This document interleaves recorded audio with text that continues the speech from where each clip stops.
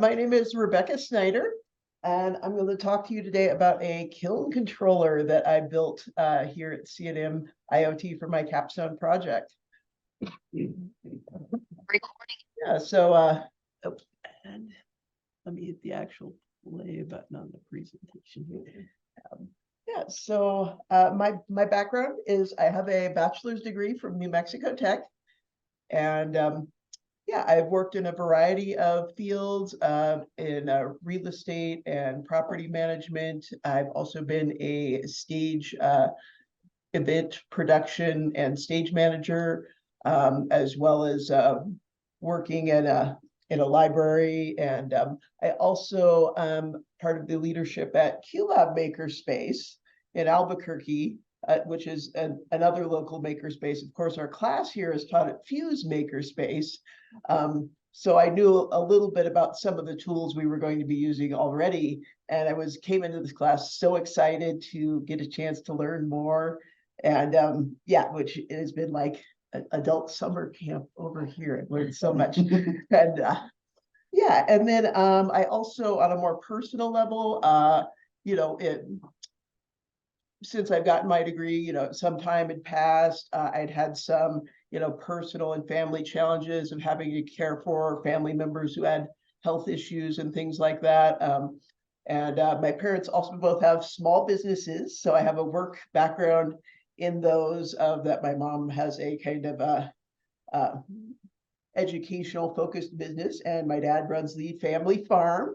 But yeah, like these last couple of years, it kind of got me thinking, well, I want to maybe have some other options. I don't think I want to move to the family farm and live there and run that. Even though has been great to work with my parents in these capacities, sometimes you feel like you want to strike out on your own a bit more from those experiences too. And I'd always wanted to learn more programming and IoT stuff.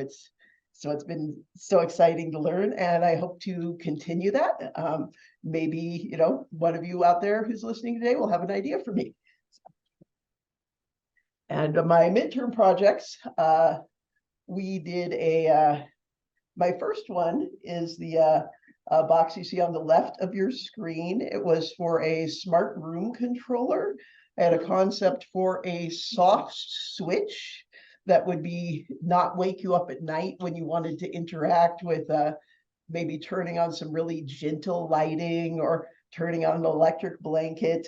And the yellow object is to imitate a door lock that you could even, control a door lock from a box on your bedside with a soft cover, and that would fit in with your decor and have changeable parts to it.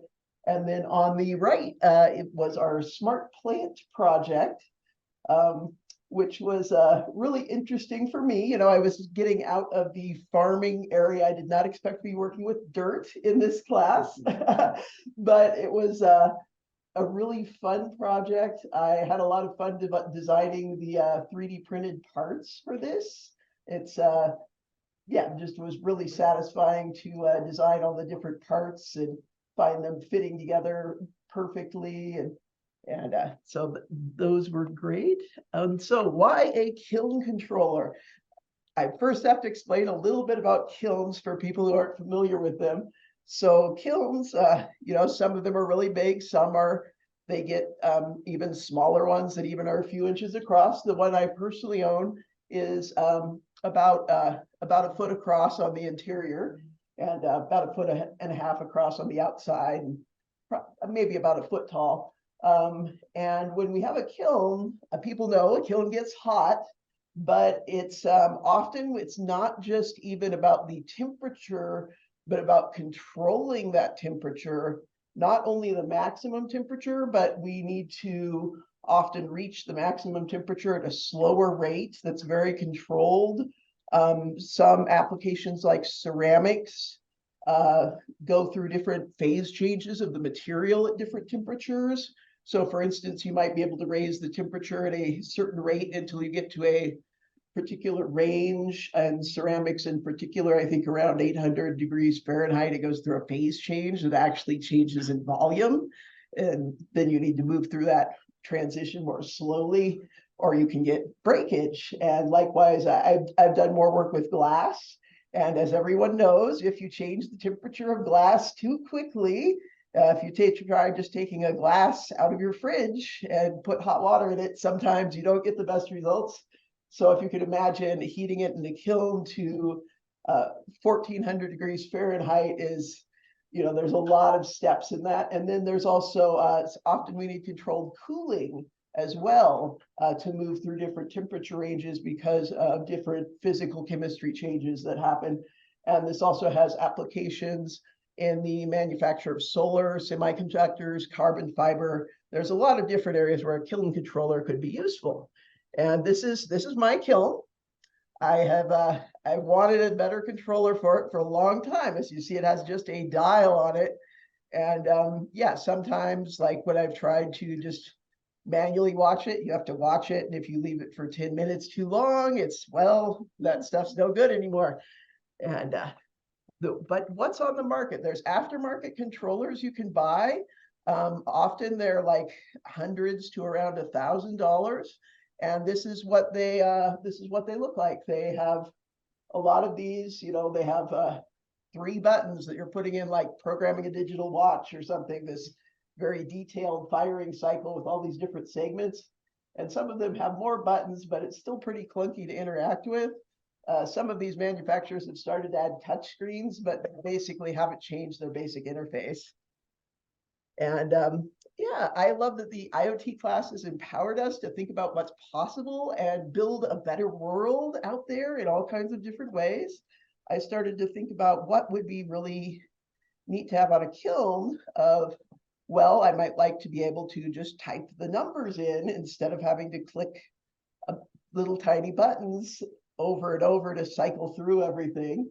I'd like something that might be able to log some data, maybe control access to who can use the kiln, maybe let me check on the temperature without having to walk downstairs to go look at it. And yeah, so I went through a process of building that in class here. The first difficulty I faced was finding the right components. For thermocouples, there's a lot of different types. You select what you want based on the temperature range you're going to measure. And the thermocouples, I found that they also need a thermocouple controller board. So Brian helped me get the right one of those. Relays were a particular challenge because my kiln was 13 amps, and a lot of our relays we had topped out at 10 amps. And yeah, I ended up getting the relay you see at the upper right of the screen here. And then to hook up my kiln, I decided I would like to just be able to plug it into my IoT device. I consulted with an electrician on this to make sure I was building it properly with the correct connectors and making it a grounded box for that to go in, very similar to the electrical boxes that hang from the ceiling here at Fuse Makerspace. I made a laser cut sort of stand for it and did an acrylic bending process to put that together that you'll see in a moment here. And yeah, the form very much followed after I started figuring out the electrical on it and what I would need for that. This is a 3D printed part of the lid for the lower voltage electronic components. And yeah, for my code, often kiln cycles are expressed in there's segments of the firing cycle that it might say, when you're starting the kiln, ramp at this lower rate, then go to this higher rate. And I wanted to, it wasn't exactly the most straightforward thing to approach that in my code, but I wanted to kind of keep that structure for maximum extensibility to the greatest possible variety of different uses that are out there for kilns.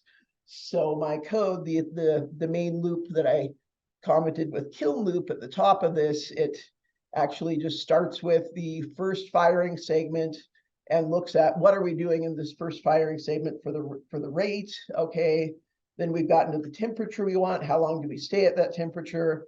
And so it just so that, yeah, that it goes through I didn't include in this segment the array that holds all the data for the different segments, but it's for looking at written information of how people already often handwrite out the records. It really works well with that.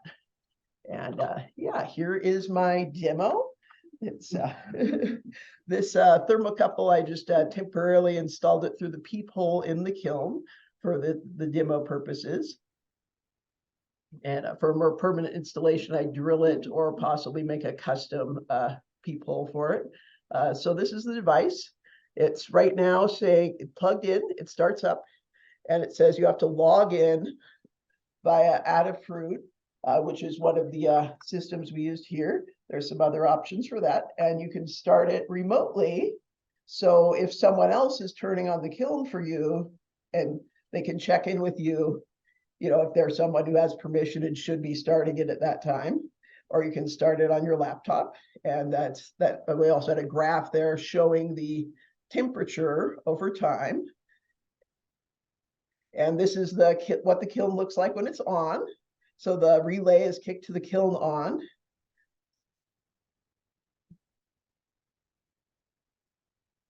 And yeah, for possible future enhancements, exporting log files of what the actual measured temperature was over time is really nice to have for troubleshooting any issues that happen with your kiln firing, especially because often you're doing this and then you need to leave the kiln closed for a while or cool, and you're not maybe seeing what the results are till the next day.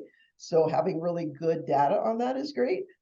Being able to import Excel files with all the detailed information on what you want the kiln to do. I would also like to have it log electrical usage. That's my next on my personal list, because when you have a shared space, some people feel kilns, they are going to use ridiculous amounts of electricity. It's 13 amps. It does not use any more electricity than a room heater, but being able to log that and show this is the actual usage is great. And also email you data at how the kiln run went. And yeah, this is my LinkedIn, Hackster, GitHub, and a link to this presentation. My Hackster, I'm refining the kiln project and getting that up there later today. But I do have info on there on my 2 midterm projects as well. And yeah, thank you very much to Brian and EJ for this class. This is just a wonderful opportunity, and yeah, encourage anyone considering it to go ahead and sign up.